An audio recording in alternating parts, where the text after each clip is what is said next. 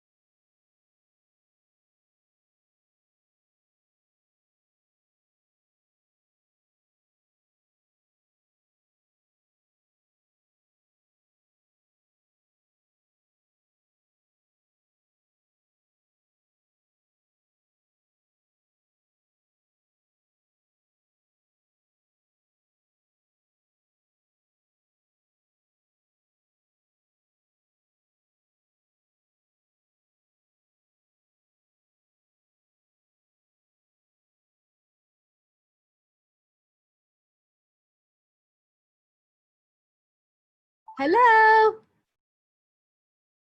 Hi. Hi. Two teachers. I get two teachers. No, No, well, just one. I'm just one. I'm not a teacher. It's just him. She's my guest. Oh, It's just him. I'm the guest. I'm the you're one. the guest. Okay, okay. Hi, Teddy. How's it going? And you're Hannah, right? I'm Hannah. So I'm Okay. his girlfriend. And Oh, I nice. saw that you were doing this, and I was like, oh my god, because we started dating a couple of years ago, but like our favorite thing to relax when we would like he works late as a teacher and grading and everything, and I actually work in TV in New York. And Okay. so it's just such long hours, and we get home and like watch 8 hours of The Office. Yeah, Oh my And God. you're like, I've heard this before. But our favorite episodes are the deposition and the dinner party. And obviously. literally anytime you would come on as Jan, I would like squeal because she's my favorite character. And I also love Transparent. And so we're just like such We're big fans big of yours. fans. Big fans of yours. Thank you. That's so nice. It's so nice to meet you. Thank you for doing this. Yeah. What grades do you teach? So I teach 5th grade, and Oh, I just started. This is actually my Cute. first year like teaching in like a regular K through 12 kind of setting. And are you like, teaching in a public school or It's a charter school actually. a charter school? Which is charter for what? What's its focus? Oh, That's a it doesn't question. really. It doesn't have like any sort of specific theme or focus. Okay. It's just a general. It's just a 5th through 8th grade, so it's like a middle school. Right. They're interesting in New York. Like, I feel like the charter school system in New York is really strange in that there's a really big amount of charter schools, but they don't necessarily have like A any focus. purpose. Yeah. They're Okay. just Okay. like, it's very controversial, like as I'm sure it is. And if you're based in LA as well, I know that there's like petitions to eradicate them and stuff. But I don't know. I when I was growing up, the charter schools were always kind of cool because they had like a focus. So if you were like a performing, in performing arts or whatever, they had like the performing arts charter, and they had like the math charter, math and science charter. You know what I mean? So I always thought that was kind of interesting. But 5th grade, I have such fond memories of 5th grade. My teacher was Mrs. Story. I remember her vividly. So just know you will make an impression on these kids. I hope so. do you Yeah. have Oh, wait a minute. Mrs. Story was 3rd grade. I'm wrong. Mr. Ferreira was 5th grade, and I loved him. where did you grow up going to school? I grew up in Los Angeles. Okay. Yeah. So, and I went to public school and private school and back to public school and back to private school and then ended up in public school. And I have 2 kids, and we've done the whole Steiner education, Waldorf education from the beginning. So I don't know So if you what's know. the deal with them now? Are they in like doing remote classes kind of thing, or are they? Yeah, one of them will be starting her 10th grade year in high school over Zoom. And the other one I just dropped off at NYU. So she's quarantining. Oh my goodness. Wow. Well, congrats on being a first empty nester. A little bit. Yeah. Almost. It's a little strange, I have to admit, but I'm also very excited for her and very pleased with NYU for giving it a go in these very difficult times. I'm really pleased that they're doing that. So I'm excited for her, and she was so ready to go and get going. You know, she's so excited about it. So Yeah, first year of college remote. Like I feel so bad for those kids. Like it's so much of college is about the social experience of it. So yeah. But you know, this isn't going to last forever. This is going to be over. So you're really important what you're doing. I hope you realize that such an important job you have. Thanks. Appreciate it. It's been really like wonderful but difficult watching him try to acclimate to this week with the training, and just being a first time, because he's tutored and done smaller teaching projects but not 9 to 5 every day, and Right.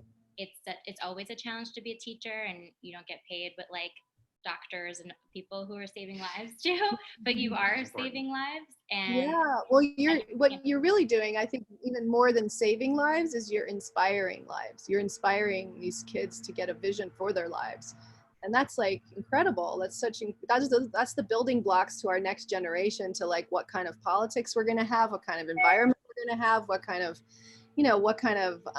the way we're going to progress as like the human species. I mean, it's big what you're doing. It's really big. Thank you. Yeah. Yeah. Have you always wanted to be a teacher? Say again? Have you always wanted to be a teacher?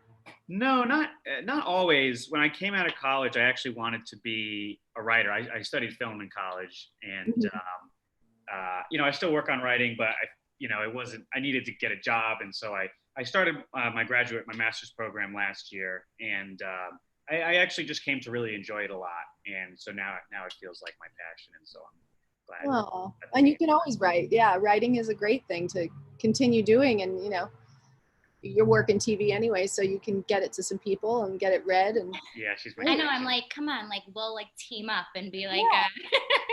Right. Well, she's a writer too, and she was writing for UCB before they shut down in New York. Oh, okay. Wait, what's UCB? Oh, the Upright Citizens Brigade. Oh, Upright Citizens Brigade. And they're still open in Los Angeles, which is wonderful. Yeah, they are. Right.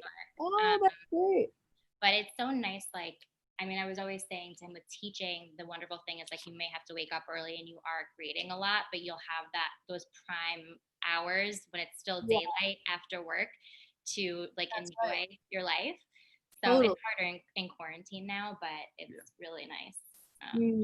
What's it like in just like finding work? I don't know, just like film projects. Are those like on hold or how what has happened from your perspective? Yeah, I mean, I'm on a show called The Bold Type, and we had to stop and come back here just like before we were almost done with the last 2 episodes of the second part of season 4. So yeah, it was very strange, and now it's like I think we are getting a season 5, but it's going to be, we're not even going to shoot it until the beginning of next year. Right. Were you doing remote or helping your kids do remote learning while you were trying to film on set, or they had paused that already? So then you were able to be with your kids? They hadn't been started that yet. When I got back, that was when everybody started going like, oh, and also my school, their school is so small that they were able to kind of stay in school for longer. And then a lot of like public schools and stuff. And then, and then they started doing the remote learning just kind of at the end of the year, which was really mostly a bummer for my senior, that she had to, they'd been raising money to take a senior trip, and that all went to hell in a handbasket, and there were no parties, there was no graduation, there was no prom, there was, all that stuff and in Waldorf, if you know anything about Waldorf education or Steiner education, it's like a very big deal when you're a senior, especially when you've been in it from the very beginning, because you get to go back and like revisit all the grades, and you kind of go through a journey of your education, and it's really beautiful. And they still did it. They did it over Zoom, but not quite the same. How many kids are in a graduating class at the school? Well, Rory's were, she only had 20, 30, wait, how many? Yeah, there were like less than 20 kids. I'm trying to remember exactly. Like, he went to a private school growing up that was like 25 kids in your graduating. It was small. class. It was more under. It was like under enrollment. It was like they couldn't get the students. It wasn't like exclusive. Oh. But, yeah, it was a small community. Right. What school were you raised? Both of you on the East Coast? We're both from Queens. I went to a big public school, a little bit on Long Island. And then I went to college in the Midwest. We actually both went to college in the Midwest. Yeah. To get. Is that where you met? Did you meet there? No, we met back yeah. in Queens when we had both moved back from college. We both had a lot of places where we could have met, I think, but we got set up by, I babysit a lovely woman's children, and she set us up. Oh, so that was really nice. But the private school, funny enough, that he grew up going to, and that his father's also a teacher and works at. And my mom. And his mom. My parents are both teachers. Everyone's a teacher. Can't escape my oh, perfect. But it's in your DNA. Yeah, exactly. That private school is the one that famously Donald Trump went to growing up. Oh, okay. Yeah. So they've like kept it apart. It's still a good school. Hank Azaria also went there, which is I'm sure it is. Who did? Who else? Hank Azaria. Oh, okay. He's great. Yeah. It's like, we'll push that one. Yeah. Oh my God. Well, is there anything else I can like chat with you guys about? I think we just have like a few more minutes. I'm just wondering anything else you wanted to ask me a question about, or? I don't know. Like selfishly, like, I guess I know you were nominated for an Emmy for Transparent, and obviously, like, you're on a new show, The Bold Type. I don't get Freeform, so I've seen clips of it. Oh, and one of the funny things is you can see it on Hulu. It streams on Hulu. Oh, I can see it on Hulu. Okay, good. So we can do that. I just got Hulu. So we can do that. But we were watching. I learned about the show because we were watching Celebrity Family Feud, which is not a thing I normally watch, except if my mom is like having dinner with us and she's like, let's go on the feud. And that was so fun to watch, seeing you guys play that. And then we were looking up the show and we're watching the show.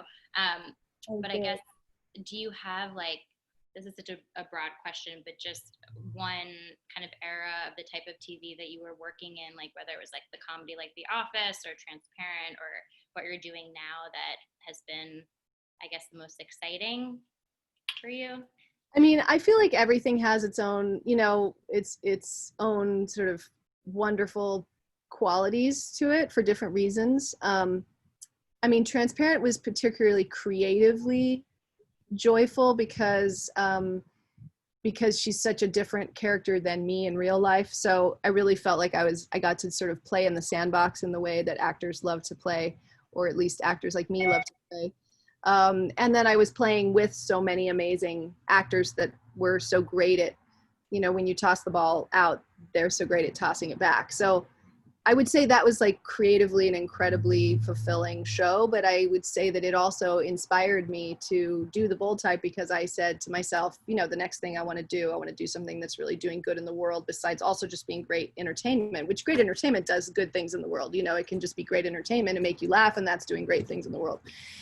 But The Bold Type is really female empowering, and so that's really wonderful to see. I play a boss, and to see a woman of power who's not a bitch and who's not, manipulative and cutting off her employees at the knees all the time. Someone who's really got a lot of integrity and a lot of awareness and is an inspiration and a mentor. I felt like that was a really important thing to be modeling, because you hear so many women in particular saying that they don't feel like, they see themselves, or that they know how to do that. And I think the show is realistic, but also idealistic. And so I feel like it sort of gives you an example so that you can go, you know, if my boss is being this way, then that's not the way Jacqueline Carlisle would be. So it's not right. Right. So I like that. And then, and I'm currently working on a documentary that I've been working on for 4 years. So I think all of these things have kind of led to that. And it's really a huge inspiration. I'm not acting in it, obviously, I'm in it, but the real Melora is in it. So, so that's an interesting change for me because I'm a pretty private person. So I don't normally, it's like I'm much more comfortable being Tammy than I am, or Jan, or, you know, Jacqueline Carlisle than I am being Melora. But it was a story that had to be told. So I'm very excited about it. Are you able to still work on it with everything going on right now? Yeah, actually it's been a real gift because I am so grounded, you know, here I'm not being pulled in many directions creatively, so I can give all my creative energy to it. And I've been really helpful because we're kind of, as a writer, you would understand, we're doing like our final draft, you know, now, like we're really doing our final cut. And so it's been really quite wonderful to have all this time and energy to just completely focus on this story that I've been, you know, devoting so much time and energy to for the last 4 years. So it feels good to start to getting, you know, birthing it, to really birthing it. Yeah. Yeah. Well, I don't have any other questions. I don't want to take up your time, but great. Thanks so much. It's really great to meet Amazing. you. Yeah, it really does. Guys, and really, Teddy, you should I hope you know how important what you're doing is, especially right now. It's so particularly challenging for you guys. And I have a friend, my story editor actually on my documentary, you know, she has 2 boys that are 7 and 9, and they decided to let them go back to school. And she was just saying how she was so nervous about it and how it's just been so great because the teachers have said, you know, we're not going to spend a lot of time on the COVID thing, the pandemic. Like, I really want to teach your kids. And even if they have to be wearing masks and sit 6 feet apart, like they've already been on a field trip and like, you know, they're like going outside and they're, you know, they're really, so just, I would just say, you know, use your instincts and, you know, and just know you're such an important part of like good feelings right now for kids in this really weird time. And I can tell that you're probably just such a fun teacher. I'm sure your kids just love you. I know they do. I can't imagine, you know, I can tell. So just know that you have that and like you're bringing that, and that's such a gift. And I'm so grateful to you and all the teachers out there doing that. And it's really, really special. Appreciate it. Thanks a lot. That's so sweet. Yeah. Really nice. Thank you. So nice to meet you both. And what a nice, You You too. Thank you for doing this. Yeah. Absolutely. You're so welcome. All right. Good luck with everything, you guys. Take care. Bye-bye. All right. Bye.